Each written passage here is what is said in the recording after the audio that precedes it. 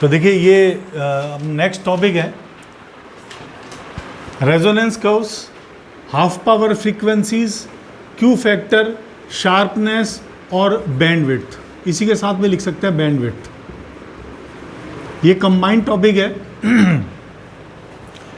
हमने रेजोनेंस पढ़ लिया है कि रेजोनेंस एक कंडीशन है अल्टरनेटिंग करंट के लिए।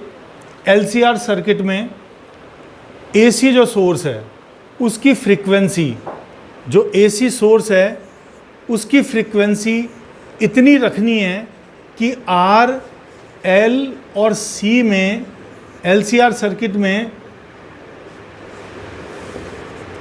इसके अक्रॉस पोटेंशियल डिफरेंस और इसके अक्रॉस पोटेंशियल डिफरेंस, मतलब एल के अक्रॉस पोटेंशियल डिफरेंस और सी के अक्रॉस पोटेंशियल डिफरेंस इक्वल हो जाए और ये एक दूसरे के इफेक्ट को कैंसिल कर दें।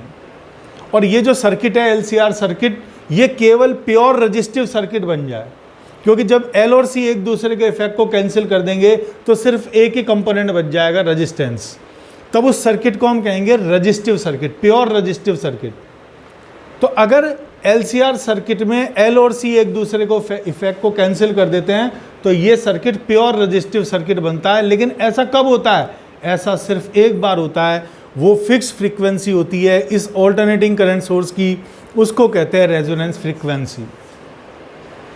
तो जब ये एक दूसरे को इफेक्ट को कैंसिल कर देते हैं और सर्किट प्योर रेजिस्टिव सर्किट बन जाता है, उस वक्त अगर मैं Z बोलूँ इस सर्किट का इम्पीडेंस, इफेक्टिव रेजिस्टेंस, तो उसकी वैल्यू मिनिमम मिलती है हमें R। और तो देखिए जो इस सर्किट का इफेक्टिव रेजिस्टेंस है, जिसे इम्पीडेंस कहते हैं, जब भी दो से ज़्यादा कंपोनेंट हो या दो कंपोनेंट हो तो सर्किट के रेजिस्टेंस को हम इम्पीडेंस से डिनोट करते हैं। और वो मिनिमम कितना हो सकता है? R से कम नहीं हो सकता। और हमें पता है करंट की जो वैल्यू होती है वो होती है resultant resistance, resultant voltage upon resultant resistance. जब Z मिनिमम हो गया, मतलब ये डिनोमिनेटर क्वांटिटी मिनिमम हो गई, तो ये ओवरऑल जो क्वांटिटी होगी, मतलब करंट जो है वो मैक्सिमम हो जाएगा। तो सर्किट की मैक्सिमम करंट हो सकती है E/R। लेकिन ऐसा सिर्फ एक बार होता है। कब? जब इस AC सोर्स की फ्रीक्वेंसी रेजोनेंस फ्रीक्वेंसी के इक्वल हो जाती है। उसे हमने कैलकुलेट करके निकाला था, दैट इज 1/2π√LC। अब इसके बेस पे दो कर्व्स हैं जिन्हें रेजोनेंस कर्व्स कहते हैं। पहला कर्व है फ्रीक्वेंसी और इम्पीडेंस के बीच में। मैंने मान लीजिए ये हमारी रेजोनेंस फ्रीक्वेंसी है, तो इस रेजोनेंस फ्रीक्वेंसी पर Z की वैल्यू मिनिमम करनी है। मतलब इससे पहले Z ज़्यादा होगा, इसके बाद भी Z ज़्यादा होगा, मिनिमम तभी तो आएगा। तो इस तरह का ग्राफ बन जाएगा।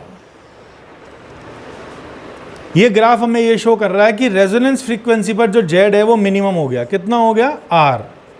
इससे कम नहीं हो सकता। और दूसरा कर्व है फ्रीक्वेंसीज वर्सेस करंट। मैं RMS करंट ही ले लेता हूँ, रूट मीन स्क्वायर करंट, क्योंकि एक्चुअल के अंदर यही करंट ऑल्टरनेटिंग करंट की एक्चुअल करंट को रिप्रेजेंट करती है। हालांकि यहाँ पर आप चाहो तो पीक करंट भी ले सकते हो और इंस्टेंटेनियस करंट भी ले सकते हो, कोई फर्क नहीं पड़ेगा। रेजोनेंस फ्रीक्वेंसी पर करंट की वैल्यू मैक्सिमम मिलेगी। मैक्सिमम, ये मैंने मैक्सिमम पॉइंट बना लिया, मतलब करंट जो है इस तरह का कर्व मिलेगा कि रेजोनेंस पर करंट मैक्सिमम मिलेगा, इसके बाद करंट कम मिलेगा, इससे पहले करंट कम मिलेगा। तो ये दोनों रेजोनेंस कर्व्स में आते हैं। तो ये दोनों रेजोनेंस कर्व हो गए। अब देखिए, अब हम बात कर रहे हैं हाफ पावर फ्रीक्वेंसीज की। ऐसी करंट जिन पर पावर हाफ हो जाए। ऑल्टरनेटिंग करंट हमें पावर सप्लाई कर रहा है। अभी हम देखें हमारी ट्यूबलाइट्स, फैंस, इन ये सब ऑपरेट कर सकते हैं हम ऑल्टरनेटिंग करंट से। तो ऐसी करंट अगर फ्लो हो रही है सर्किट में कि ऑल्टरनेटिंग करंट के जो पावर है वो हाफ हो गई, हाफ, तो उस करंट को हम हाफ पावर फ्रीक्वेंसीज, ऐसी फ्रीक्वेंसी जिस पे पावर हाफ हो जाए उसको हम हाफ पावर फ्रीक्वेंसी कहेंगे। अब देखिए, पावर का फार्मूला पता है, I²R होता है। पावर हाफ करनी है तो करंट को कितना करें, यहाँ पर स्क्वायर फॉर्म में आ रहा है। तो अगर मैं करंट को 1/√2 कर दूँ और इसका स्क्वायर कर दूँ तो करंट का स्क्वायर तो वही की वही सेम क्वांटिटी आ गई, √2 का स्क्वायर 2 हो गया। मतलब जैसे ही करंट 1/√2 टाइम्स हो जाएगी, पावर हाफ हो जाएगी। तो हाफ पावर फ्रीक्वेंसीज का मतलब ऐसी फ्रीक्वेंसी, ऐसी दो फ्रीक्वेंसी मिलेंगी, एक रेजोनेंस से कम और एक रेजोनेंस फ्रीक्वेंसी से ज़्यादा। उन दोनों फ्रीक्वेंसीज पर जो करंट की वैल्यू मिलेगी, ये करंट की वैल्यू मैक्सिमम की, ये मैक्सिमम है, इस मैक्सिमम को रिप्रेजेंट करते हैं IRMS मैक्सिमम। ये ग्राफ जो है IRMS का ग्राफ है और इस पॉइंट पर करंट की वैल्यू मैक्सिमम है और इन फ्रीक्वेंसीज पर जो करंट की वैल्यू है, कौन सा करंट, RMS करंट, मैक्सिमम का 1/√2 हो जाता है। तो ऐसी फ्रीक्वेंसीज जिस पर करंट की वैल्यू मैक्सिमम की 1/√2 हो जाएगी, उन्हें हम हाफ पावर फ्रीक्वेंसीज कहेंगे। इसका एक बड़ा सा डेरिवेशन है। मैं स्टार्ट करूंगा कि इन फ्रीक्वेंसीज पर जो करंट होती है वो मैक्सिमम की 1/√2 हो जाती है।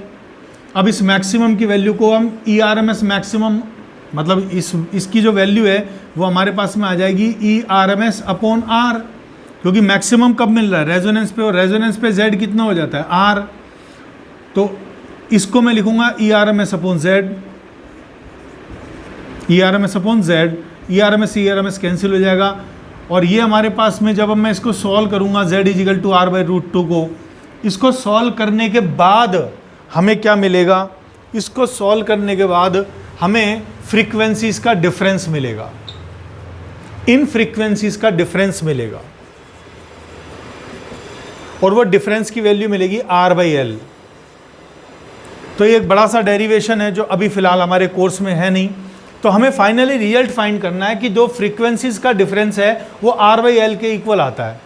इसका क्या करेंगे हम फ्रीक्वेंसीज का डिफरेंस का, देखिए रेडियोज़ और जितने भी ऐसे जो डिवाइसेस हैं जिनसे हम कुछ भी ऑडियो और वीडियो सिग्नल्स अचीव करते हैं, उनमें जो आपके पास फ्रीक्वेंसी का डिफरेंस होता है, ये दोनों जो फ्रीक्वेंसी इनके डिफरेंस को हम बैंडविड्थ कहते हैं। तो ये बैंडविड्थ है हमारी, बैंड की विड्थ। और बैंडविड्थ कंप्लीट हो गया, हाफ पावर फ्रीक्वेंसीज हमारी हो गई। इस बैंडविड्थ से करेंगे क्या हम, देखिए ये जो कर्व बन रहा है, ये कर्व, ये यहाँ पर थोड़ा ब्लंट सा है, ये ब्लंट दिख रहा है थोड़ा सा, तो इस कर्व की बहुत अच्छी क्वालिटी नहीं है। अगर ये कर्व थोड़ा सा और इस तरह से ऊपर जाता और ये और ज़्यादा शार्प हो जाता, तो इसकी शार्पनेस, जिसे हम अच्छी quality, Q factor, quality factor, Q factor बोलते हैं। तो अगर हमें कर्व जो बनाना है, जो अलग अलग डिवाइस, मान लीजिए आप डिफरेंट काइंड्स ऑफ रेडियोस खरीद के लाए और उनके लिए आपने ये कर्व्स बनाए, तो जिसके लिए, जिस डिवाइस के लिए कर्व जितना ज़्यादा शार्प बनेगा, वो डिवाइस उतनी ज़्यादा इफेक्टिव होगी, उतनी अच्छी क्वालिटी होगी, उसकी क्वालिटी फैक्टर अच्छा होगा, उसका क्यू फैक्टर अच्छा होगा। तो क्वालिटी फैक्टर और शार्पनेस मतलब दोनों एक ही चीज़ है। और ये किससे पता लगता है हमें, इन कर्व से। तो क्वालिटी फैक्टर जो है, क्यू फैक्टर, उसको डिफाइन करते हैं, इसकी 3 डेफिनेशंस हैं। फर्स्ट डेफिनेशन है कि रेजोनेंस फ्रीक्वेंसी और बैंडविड्थ का जो रेशो होता है, रेजोनेंस फ्रीक्वेंसी और बैंडविड्थ के जो रेशो होता है, उसे इसका क्वालिटी फैक्टर कहते हैं। रेजोनेंस फ्रीक्वेंसी हमें पता है ये होती है 1/2π√LC, और बैंडविड्थ आपको पता है R/L। तो नीचे R आ गया, ऊपर L आ गया। इसको मैंने फर्दर अगर सॉल्व करना चाहूँ तो इसको हम फर्दर सॉल्व कर सकते हैं क्वांटिटी को। इस L को मैं √L² लिख सकता हूँ। तो इस L को मैंने √L² लिख दिया, 2πr √L/C, और एक अंडर वाले L से एक अंडर वाला L कैंसिल हो गया। तो ये आपके पास में आ गया 1/2πr नीचे √L/C।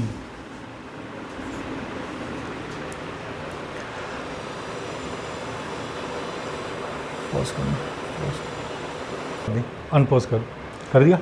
देखो बेटा, एक्चुअल में क्या है, मैं आपको थोड़ा सा हल्का सा गलत बता गया कि जो ये फ्रीक्वेंसी का डिफरेंस होता है, इसमें 2π और आता है।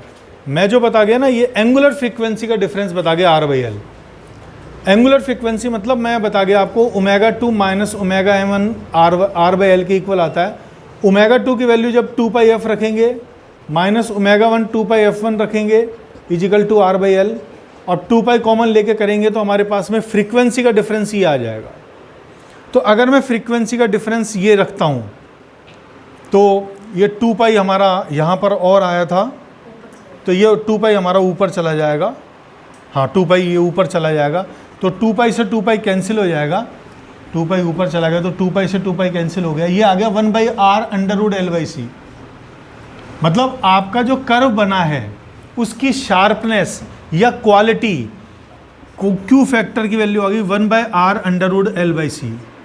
ये हमें क्या कह रहे हैं, हमें अगर अच्छी क्वालिटी का रेडियो बनाना है या अच्छे कोई डिवाइस बनानी है जिसका क्यू फैक्टर या शार्पनेस बढ़िया हो, कर्व शार्प बने, उसके लिए आर कम कर दो। नीचे आ रहा है ये डिनोमिनेटर क्वांटिटी है, आर कम करेंगे तो क्वालिटी अच्छी हो जाएगी, सी कम कर दो और एल ज़्यादा कर दो। मोस्टली हम एल और सी चेंजेस नहीं करते हैं, एक बार हमने कलेक्ट कर लिया एल और सी को, हम कोशिश करते हैं एल की वैल्यू ज़्यादा रखें, सी कम रखें। लेकिन देखिए आर का बड़ा इंपॉर्टेंट रोल है, क्योंकि ये तो अंडर रूट में आ रहे हैं, आर बिना अंडर रूट के आ रहा है, इसका तो आर एक इंपॉर्टेंट फैक्टर है इसके लिए। तो अगर आप सर्किट का रेजिस्टेंस कम कर देंगे तो सर्किट की क्वालिटी अच्छी हो जाएगी। अब आपसे क्या पूछा जाता है, इस तरह के कई बार क्वेश्चंस पूछ लिए जाते हैं, उसमें क्या होगा, आपको बहुत सारे कर्व्स दे दिए जाएंगे, बोलेगा एक ये कर्व है, एक ये कर्व है, एक ये कर्व है, एक ये कर्व है जिसका एंड ही नहीं है, जो एंडलेस है, जो जाके बिल्कुल बिल्कुल कॉर्नर में पूछेगा, तो इसकी शार्प बहुत ज़्यादा है। देखिए ये थोड़ा ब्लंट है, इसको देखेंगे तो ये थोड़ा ब्लंट है, ये थोड़ा ज़्यादा शार्प हो गया, ये और ज़्यादा शार्प हो गया। अगर मैं ये कर्व बना रहा हूँ R1 के लिए, ये कर्व बना रहा हूँ R2 के लिए, ये कर्व बना रहा हूँ R3 के लिए, ये कर्व बना रहा हूँ R4 के लिए, तो आपसे बोलता बताइए इनके बीच में क्या रिलेशन होगा। तो ये कर्व है बहुत ज़्यादा शार्प का है, और हमें पता है शार्पनेस रेजिस्टेंस के, शार्पनेस जो